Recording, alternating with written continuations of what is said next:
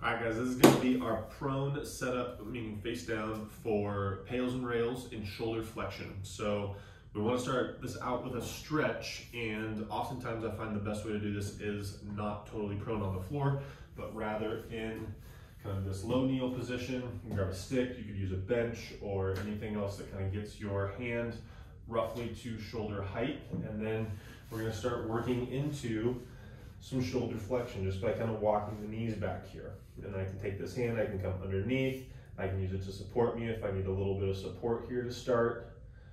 And then I'm just going to hang out, sort of allowing my chest to come down towards the floor, but I'm maintaining a little bit of active tricep extension, pushing my elbow straight so that I'm forcing the movement in the stretch to come from the shoulder area. Okay, so we're going to hang out here for about 2 minutes, just breathing, trying to fill the rib cage with air.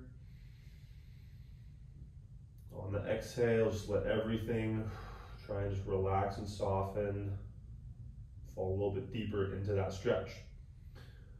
Okay, so we're gonna pretend we've been here for 2 minutes.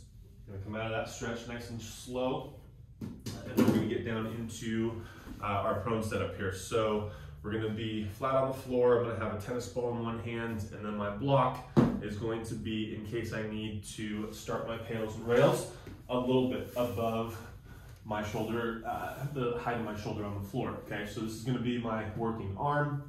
And the way that I would test this to know if I need a block or not is I've got that face down here, but I'm gonna talk this way.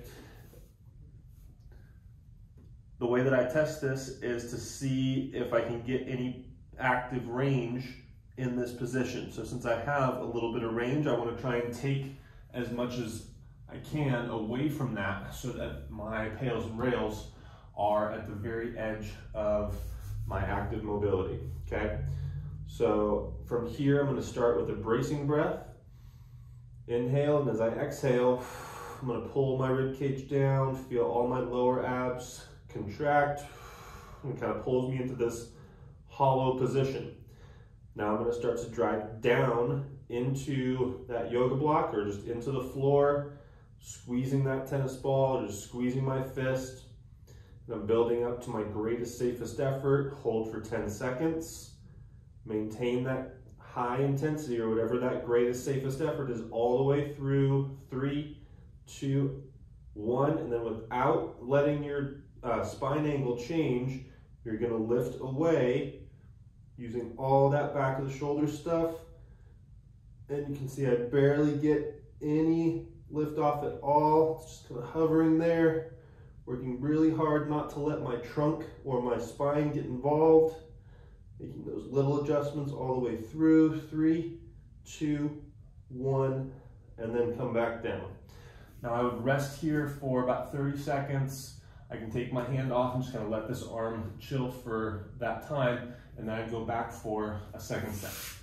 All right, so this is our pails and rails for shoulder flexion, pails and rails done prone, and we can do those that 2-minute stretch elevated beforehand.